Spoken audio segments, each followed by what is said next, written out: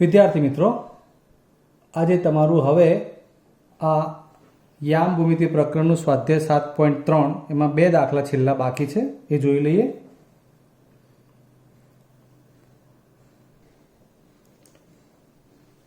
મિત્રો, આ એક ચતુષ્કોણ આપેલ છે.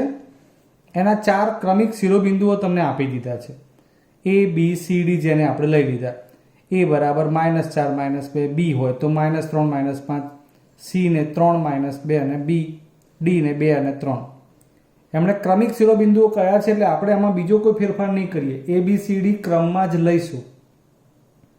તમને એનું ક્ષેત્રફળ પૂછ્યું છે. આપણી પાસે ત્રિકોણના ક્ષેત્રફળનું સૂત્ર છે યામ ભૂમિતિમાં, ચતુષ્કોણના ક્ષેત્રફળનું સૂત્ર નથી. તો શું કરશું? તો કઈ વાંધો નહીં. એક ચતુષ્કોણમાં એક વિકર્ણનો વિચાર કરીએ, જેમ કે અહીંયા એસી. તો આ એસી વિકર્ણ હોય તેનાથી બે ત્રિકોણ બની ગયા. બસ, તો પછી આ બંને ત્રિકોણના ક્ષેત્રફળનો સરવાળો કરો એટલે ચતુષ્કોણનું ક્ષેત્રફળ થઈ જાય. એટલે આપણે લખ્યું છે કે જો ચતુષ્કોણ એબીસીડીનું ક્ષેત્રફળ બરાબર ત્રિકોણ એબીસીનું ક્ષેત્રફળ વત્તા ત્રિકોણ એડીસીનું ક્ષેત્રફળ. મૂળ તમારે તો આ બે અલગ અલગ ત્રિકોણના ક્ષેત્રફળ શોધી અને સરવાળો કરવાનો એટલે આ ચતુષ્કોણનું ક્ષેત્રફળ મળી જશે. સમજી ગયા? એટલે ટોપિક આપણો ત્રિકોણના ક્ષેત્રફળ શોધવાનો જ છે, પણ ચતુષ્કોણનું ક્ષેત્રફળ પૂછ્યું છે એટલે આપણે એની અંદર એક વિકર્ણ લઈ અને બે ત્રિકોણો બને એટલે આ બંને ત્રિકોણના ક્ષેત્રફળ, ટૂંકમાં બે વખત ત્રિકોણનું ક્ષેત્રફળ શોધવાનું બન્યું. બસ, એટલે એક ક્ષેત્રફળ બે વખત શોધીને આ બંનેનું ટોટલ કરો એટલે આખા ચતુષ્કોણનું ક્ષેત્રફળ મળી જશે. હવે આપણે હજુ આમાં છેલ્લો દાખલો જોઈ લઈએ. 5મો પ્રશ્ન. રકમ વાંચો. તમને પુસ્તકની રકમમાં આગળ પાછું કંઈક આપ્યું છે. આપણે જે વાત છે એ સમજાવવાની એ જ જોઈએ કે ત્રિકોણની મધ્યગા એ ત્રિકોણનું બે સમાન ક્ષેત્રફળવાળા ત્રિકોણમાં વિભાજન કરે. એ આપણે જાણીએ છીએ, ત્રિકોણ એબીસી. આ એડી એની મધ્યગા. મધ્યગાની વ્યાખ્યા કહું તો ત્રિકોણનું શિરોબિંદુ અને એની સામેની બાજુનું મધ્યબિંદુ. ત્રિકોણનું શિરોબિંદુ, સામેની બાજુનું મધ્યબિંદુ, આ બંને જેને જોડીએ અને રેખાખંડ બને એને મધ્યગા કહેવાય. ટૂંકમાં બીસીનું મધ્યબિંદુ ડી થાય તો એવું કહે છે કે જેના શિરોબિંદુઓ એબીસી એટલે કે આ ત્રિકોણના શિરોબિંદુ આપ્યા છે 4 -6, 3 -2 અને 5 2 આ સીના. આ તો ત્રણેય શિરોબિંદુ આપ્યા હોય તેવા ત્રિકોણ એબીસી માટે એક પરિણામ ચકાસવાનું છે. એક એટલે શું પરિણામ? કે આખા ત્રિકોણ એબીસીનું ક્ષેત્રફળ એ આ બંને ત્રિકોણોના ક્ષેત્રફળના સરવાળા જેટલું થાય. તો તમારે સૌથી પહેલા ત્રિકોણ એબીસીનું ક્ષેત્રફળ શોધી કાઢવાનું.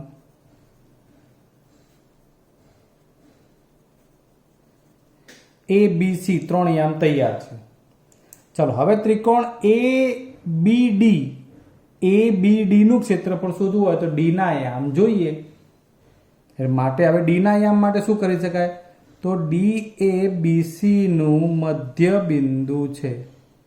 ડી શું છે? બીસી નું મધ્ય બિંદુ. તો ડી ના યામ આપણે અહીંયા હાલ લખી બતાવીએ તમને. તો આ બે નો સરવાળો 3 + 5 ભાગ્યા 2 અને -2 + 2 ભાગ્યા 2. 5 ને 3 8 ભાગ્યા 2 એટલે 4 અને આ 0. આ થઈ ગયા ડી ના યામ. ડી ના યામ શું મળી ગયા? 4 0. તો આ ડી ના યામ ઉપરથી હવે તમારે શું શોધવાનું? ત્રિકોણ એબીડી નું ક્ષેત્રફળ. ત્રિકોણ એબીડી નું ક્ષેત્રફળ શોધવાનું.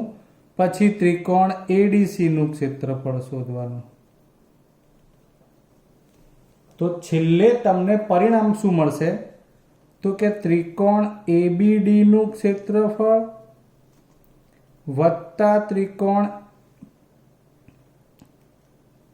2 ટાઈમ્સ છે ને એટલે લખીએ આપણે. તો ત્રિકોણ એબીસી નું ક્ષેત્રફળ એ એબીડી અને એડીસી એક કોઈ પણ એક કરતા બમણું હશે તો 2 ટાઈમ્સ ત્રિકોણ ABD નું ક્ષેત્રફળ બનશે અથવા 2 ટાઈમ્સ ત્રિકોણ ADC નું ક્ષેત્રફળ બનશે. ટૂંકમાં આવશે તો આ બંને ક્ષેત્રફળ સમાન જ. માનો કે આ 3 આવ્યું તો આ 3 જ આવશે અને ટોટલ કરો એટલે 6 તો થવાનું જ છે, પણ આપણે ચકાસવાનું કહ્યું છે એટલે આટલા બધા પરિણામ અંદર આપણે ત્રિકોણના ક્ષેત્રફળ શોધવાના પછી છેલ્લે આ રીતે પરિણામ લખવાનું હોય છે. બરાબર છે.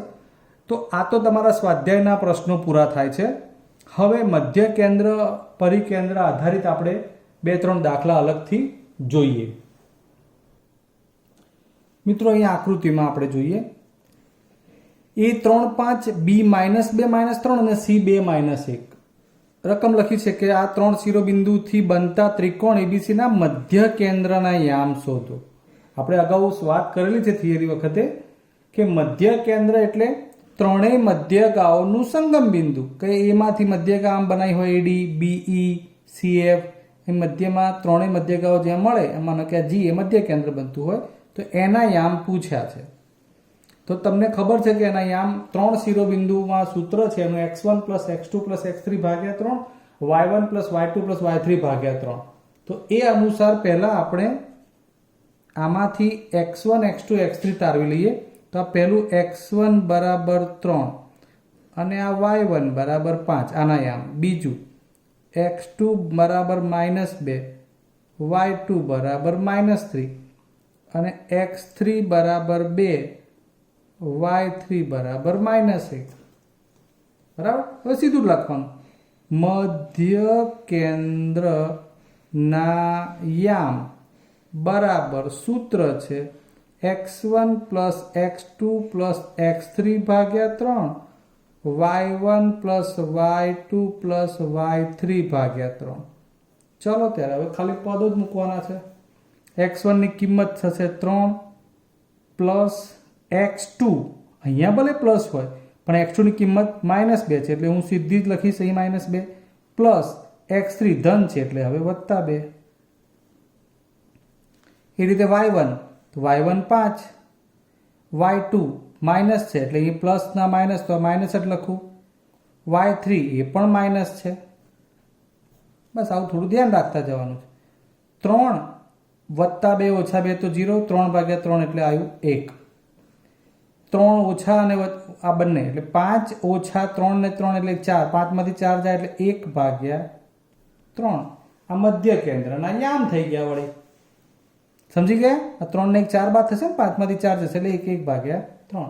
તો મધ્ય કેન્દ્રમાં અહીં મળતું હોય G તો આ એના યામ સમજી શકાય. આ એ ટાઈપનો દાખલો છે કે જેમાં મધ્ય કેન્દ્રના યામ શોધ્યા. ચલો હવે આ જ વસ્તુને હું રિવર્સ કરી લઉં છું. એટલે કે તમને હું મધ્ય કેન્દ્રના યામ આપી દઉં અહીંયા અને આ 1, 2 અને 3 એમાંથી કોઈ પણ એક જગ્યાએ અજ્ઞાત બિંદુ આપી દઉં.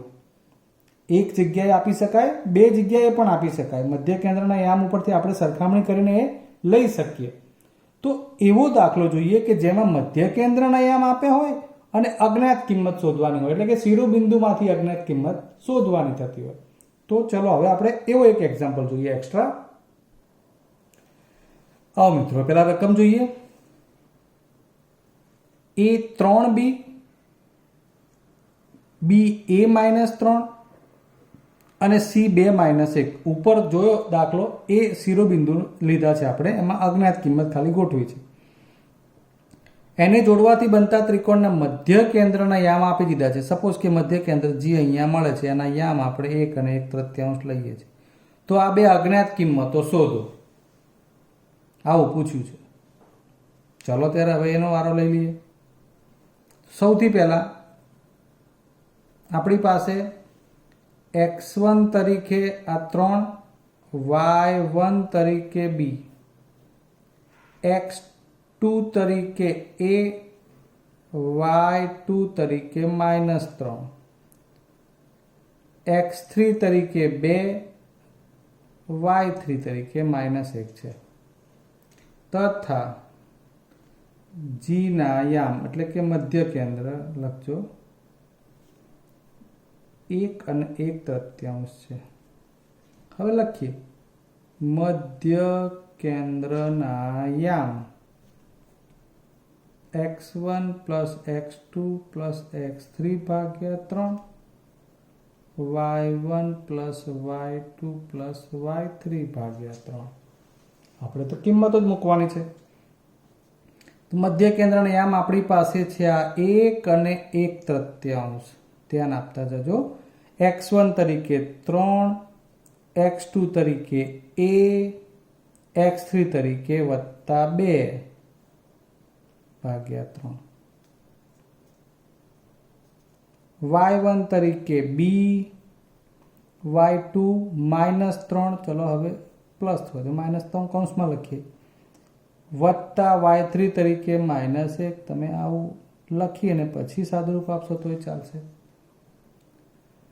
હવે આપણે ડાયરેક્ટ લઈ લઈએ. જુઓ, અહીંથી આ પહેલો યામ જે છે ને એ x યામ કહેવાય, એ આના x જોડે સરખાવવાનો, અને આ બીજો યામ જે છે આના y જોડે સરખાવવાનો. તો એટલે કે હવે 1 બરાબર 3 વત્તા a વત્તા 2 ભાગ્યા 3 તથા 1/3 બરાબર b -3 -1 ભાગ્યા 3. આ છૂટું કરી નાખ્યું મેં અહીંયા. હવે આ 3 એકા 3, 3 ને 2 5 વત્તા a, માટે a બરાબર 3 માંથી 5 બાદ થશે, a બરાબર -2. આ એક અજ્ઞાત કિંમત મળી. b શોધીએ. અહીં બંનેમાં છેદમાં 3 જશે એટલે 1 બરાબર b ઓછા અહીંયા વત્તા તો ખરા પણ 3 ને 1 4, ક્રિયા વત્તાની પણ મોટા પદનું ચિહ્ન એટલે ઓછા 4 સામે જાય. 1 વત્તા 4 બરાબર b બરાબર 5. બરાબર છે. એટલે અહીંયા આગળ આપણને b બરાબર શું મળ્યું? 5. એ બરાબર શું? -2. તો એ જ હતું. આપણે આગળના દાખલામાં ચેક કરો. જુઓ, b બરાબર 5 અને એ બરાબર -2. ક્યારે? તો મધ્ય કેન્દ્રના યામ 1 અને 1/3 હતા એ વખતે. એટલે આ એવા દાખલા છે કે જેમાં આપણે મધ્ય કેન્દ્રના યામ શોધવાના થતા હોય અને મધ્ય કેન્દ્રના યામ આપ્યા હોય તો અજ્ઞાત કિંમતો શોધવાની થતી હોય. ચલો હવે આપણે એક કાટકોણ ત્રિકોણમાં પરિકેન્દ્ર આધારિત એક્ઝામ્પલ જોઈ લઈએ. સ્ટાર્ટ. નવો એક્ઝામ્પલ. p 3 2 q -2 -3 અને r 2 3 a ખૂણો p કાટકોણ હોય તેવા ત્રિકોણના શિરોબિંદુઓ હોય તો આ ત્રિકોણ PQR નું પરિકેન્દ્ર શોધો. મિત્રો, આપણે આગળ વાત કરેલી છે 3 પ્રકારના કેન્દ્રો: અંતઃકેન્દ્ર, મધ્ય કેન્દ્ર અને પરિકેન્દ્ર. મધ્ય કેન્દ્રની તો હમણાં વાત કરી. પરિકેન્દ્રની વાત કરીએ તો પરિકેન્દ્ર એટલે શું? તો પરિકેન્દ્ર છે ને એ કોઈ પણ ત્રિકોણ માટે એની ત્રણેય બાજુના લંબ દ્વિભાજકોનું સંગમ બિંદુ હોય. જે કંઈ બોલું છું ને એ યાદ રાખવું જરૂરી છે. પરિકેન્દ્ર એટલે શું? વ્યાખ્યાની જરૂર નથી, ખાલી તમારે યાદ રાખવા માટે. ત્રિકોણની ત્રણેય બાજુઓના લંબ દ્વિભાજકો ના સંગમ બિંદુને પરિકેન્દ્ર કહેવાય. હવે આ તો ખબર તો પડી ચલો વ્યાખ્યાન દ્રષ્ટિએ, પણ એમાં પાછું લંબ દ્વિભાજક એટલે શું? તો લંબ દ્વિભાજક એટલે મિત્રો આ બાજુ હોય, હમણાં હાલ એપ્રોક્સિમેટલી બતાવું છું, આ એનો કાટખૂણો બને ને એવી રીતે આ એક રેખાખંડથી આમ પસાર કરો, આ લંબ દ્વિભાજક થયું કહેવાય. એવી રીતે અહીંથી આમ પસાર કરો તો આમ લંબ દ્વિભાજક બને. બરાબર છે. ત્રીજી બાજુ આમ પસાર કરો તો કાટખૂણો બનતે હેતુ જવાય. તો આ ત્રણેય લંબ દ્વિભાજકો કાટકોણ ત્રિકોણમાં અહીંયા મળતા હોય એવું બનતું હોય. તમારે પ્રેક્ટિકલી બનાવવું હોય તો તમે એક કાટકોણ ત્રિકોણ 90નો ખૂણો કમ્પ્લીટ લઈને બનાવો અને પછી 3 બાજુના લંબ દ્વિભાજકો બનાવશો ને તો એ કર્ણના મધ્ય બિંદુ ઉપર જ મળશે પરિકેન્દ્ર. બસ આ આપણું મૂળ કામ છે. એટલે આ ના જાણતા હોવ તો તમે જવાબ કેવી રીતે લખી શકો? કે પરિકેન્દ્ર કાટકોણ ત્રિકોણમાં ક્યાં મળે એની ખબર પડી ગયા પછી, એટલે કે કાટકોણ ત્રિકોણમાં પરિકેન્દ્ર ક્યાં મળે તો કર્ણનું મધ્ય બિંદુ, આ કર્ણ કહેવાય. બસ તો પછી આપણે તો ક્યુ અને આર એટલે કે રેખાખંડ ક્યુઆર નું મધ્ય બિંદુ એ આપણું પરિકેન્દ્ર હોય તો ક્યુ અને આર રેખાખંડના યામ જોઈએ અંત્ય બિંદુના, એટલે ક્યુ અને આર ના યામ છે. બસ તો આર એટલે કે અહીંયા સોરી પરિકેન્દ્ર એટલે આ ક્યુઆર નું મધ્ય બિંદુ. આપણે જવાબમાં આવું લખવાનું છે, કાટકોણ ત્રિકોણમાં પરિકેન્દ્ર એ કર્ણનું મધ્ય બિંદુ હોય માટે ક્યુઆર કર્ણ હોવાથી મધ્ય બિંદુના યામ એટલે કે ક્યુ અને આર માં પહેલા -2 + 2 ભાગ્યા 2 -3 + 3 ભાગ્યા 2 0 ને 0 પૂરું થઈ ગયું.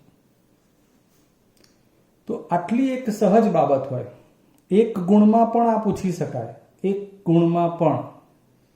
એટલે ધ્યાન રાખજો કે આ પ્રમાણે તમારે ક્યારેક લખવાનું થાય એક ગુણમાં તો પરિકેન્દ્ર અને મધ્ય કેન્દ્ર બંનેના ટોપિક તમને આ પ્રકરણમાં તો યાદ હોવા જ જોઈએ. નેક્સ્ટ,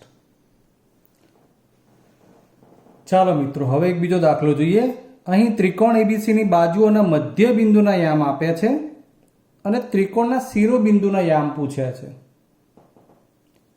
શિરોબિંદુના યામ આપેલા હોય અને મધ્ય બિંદુના યામ શોધવાના હોય તો કદાચ આપણે મધ્ય બિંદુના યામનું સૂત્ર વાપરી અને શોધી શકીએ કે ભાઈ ડી એ બીસી નું મધ્ય બિંદુ બનતું હોય તો બી અને સી ના એક્સ યામોનો સરવાળો ભાગ્યા 2 વાય યામોનો સરવાળો ભાગ્યા 2 એટલે તમને મધ્ય બિંદુના યામ મળી જાય. પણ અહીં ડી ઈ એફ એ આપણે મધ્ય બિંદુ લીધા અને એવા મધ્ય બિંદુના યામ આપ્યા છે ને શિરોબિંદુના યામ શોધવાના છે. એટલે સૌથી પહેલા આપણે ફોકસ કરી લઈએ કે ત્રિકોણ એબીસીમાં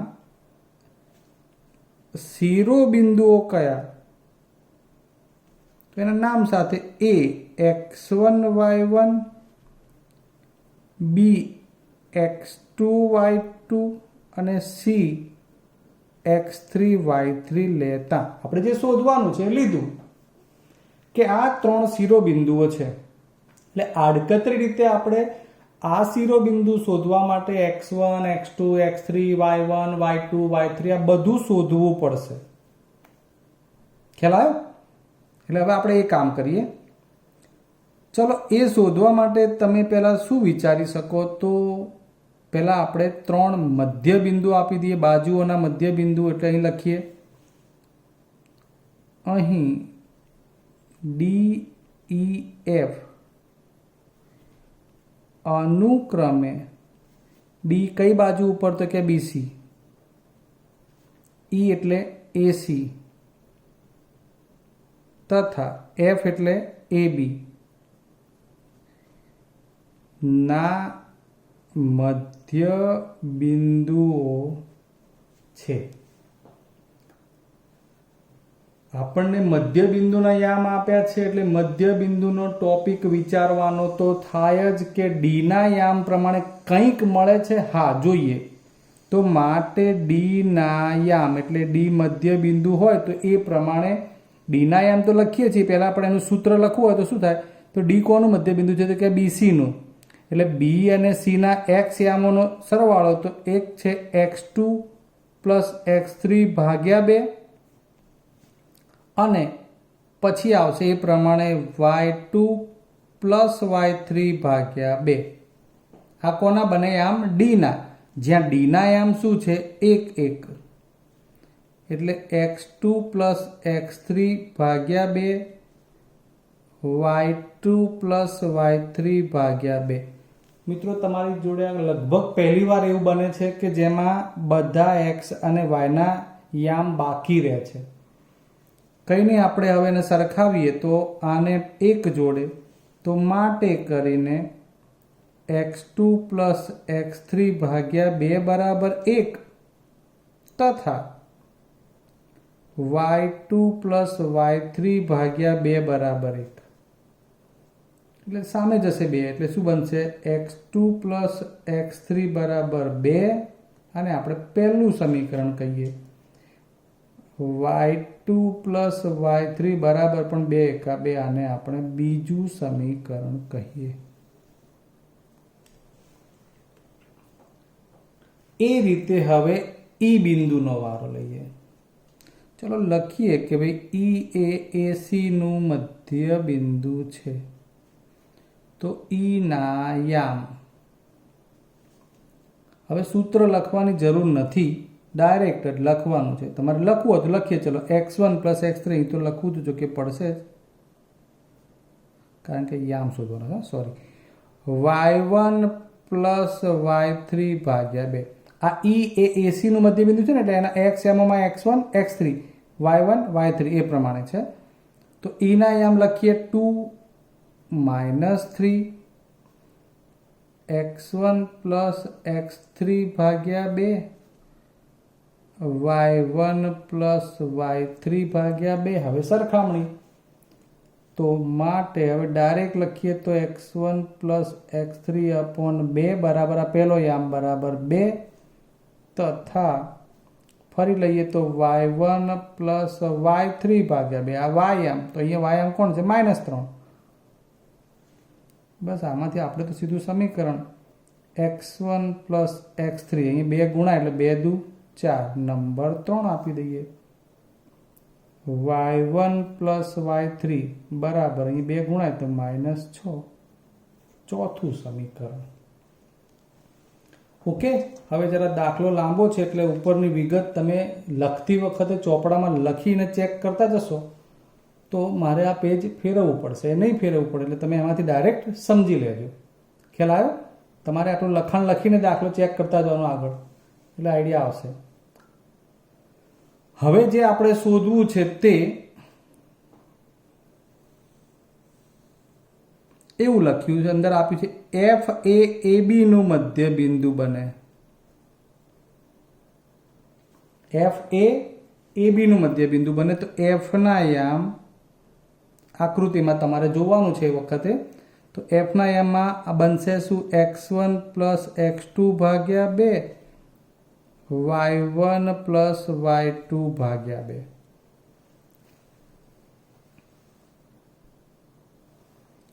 તો f ના યામ આપેલા છે 3 4, x1 વત્તા x2 ભાગ્યા 2 y1 વત્તા y2 ભાગ્યા 2.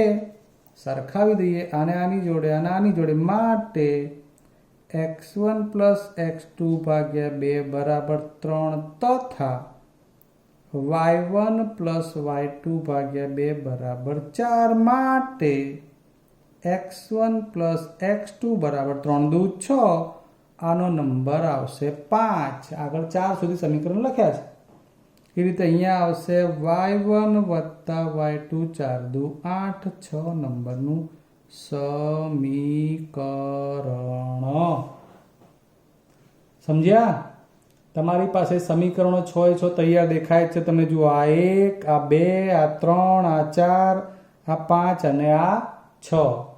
આ 4 એટલે આપણે જે અથાણું નાખીએ છીએ એક પ્રકારનું એવું, એ આ 4 નહીં, સમીકરણ નંબર 4. ઓકે, હવે આપણે શું વિચારી શકીએ?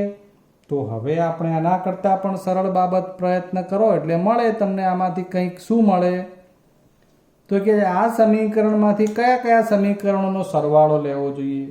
તો x શોધવા માટે બધા x વાળા સમીકરણો, જેમ કે કઈ બાબત ક્યાંથી ક્યાં લખવાની છે જોતા રહેજો. આ x વાળું આ સમીકરણ નંબર 1, પછી આ 3 અને આ 5 નો સરવાળો લેતા લખીએ. આ પહેલું છે x2 પ્લસ x3 બરાબર 2, પછી આવશે અહીંથી x1 પ્લસ x3 બરાબર 4, પછી આવશે x1 પ્લસ x2 બરાબર 6, x2 plus x3, x1 plus x3, x1 plus x2, આ ત્રણેયનો ભેગો સરવાળો તમે જુઓ અહીંયા 2x1 2x2 2x3, એટલે 2 કોમન કાઢીને લખીએ ને તો x1 plus x2 plus x3 બરાબર, બધું ડબલ વખત હતું એટલે 2 ટાઈમ્સ, પછી કૌંસ કરી દીધો. 6 ને 4 10 ને 2 12, માટે x1 plus x2 plus x3 બનશે 6. આ શું બનશે? 6. અને આ 7મું સમીકરણ. બોલો, સમીકરણ છે ને, સમીકરણ ઉપર સમીકરણ, ઢગલો થઈ ગયા સમીકરણ.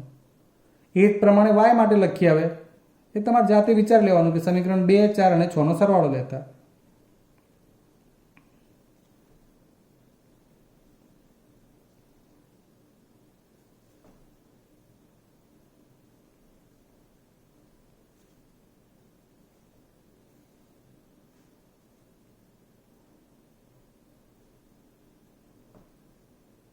આ તો 2 ટાઈમ્સ જ આવશે.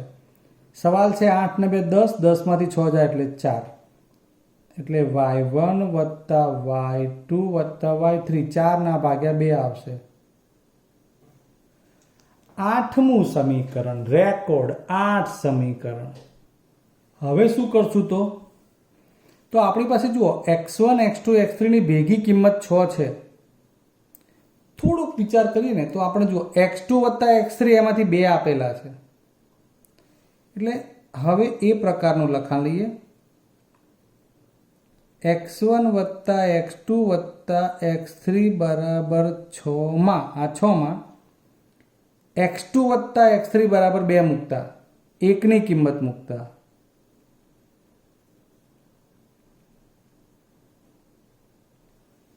એટલે એમાં એવું હતું સમીકરણ 1 માં, આ તમને હું બાજુમાં લખી આપું, x2 વત્તા x3 બરાબર 2, આ મૂકવાનું છે.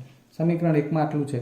તો x2 વત્તા x3 ની જગ્યાએ કેટલા મુકાશે? 2, એટલે બનશે શું? માટે x1 x2 પ્લસ x3 બરાબર 2 બરાબર 6, અને માટે x1 બરાબર 6 ઓછા 2 એટલે 4.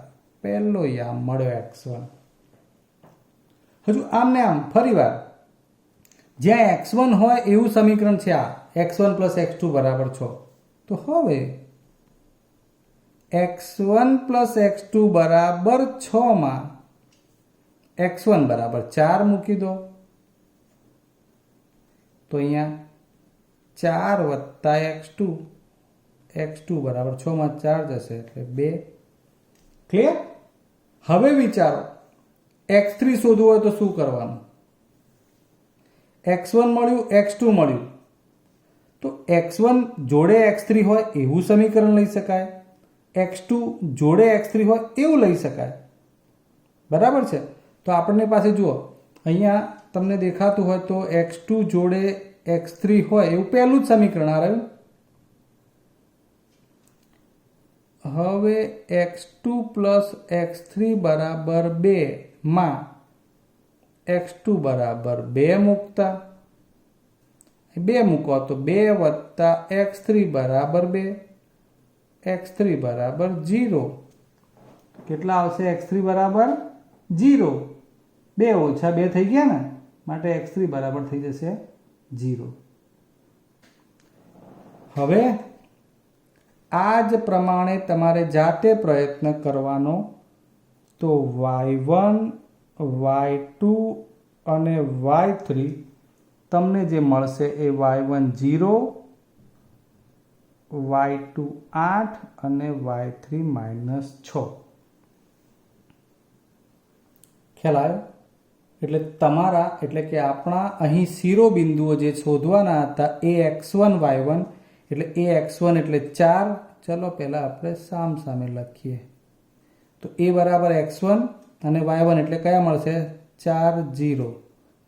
b x2 y2, તો x2 એટલે 2, y2 એટલે 8, અને c x3 y3, x3 એટલે 0 અને y3 -6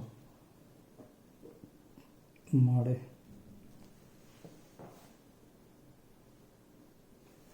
સમજ્યા મિત્રો? જરૂર જણાય ત્યાં આપણે સ્વાધ્યાય સિવાયના દાખલા પણ કે જે તમને બોર્ડમાં પૂછાઈ શકે એવા દાખલા પણ આજે ગણાવ્યા છે. તો એટલી એક્સ્ટ્રા પ્રેક્ટિસ પણ તમારે કરવી પડે.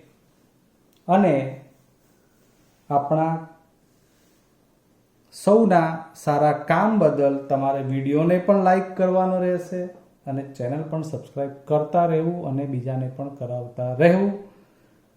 હવે આપણે આજે આ લેક્ચર પૂર્ણ કરીએ છીએ. ફરી મળીશું. ત્યાં સુધી જય હિન્દ.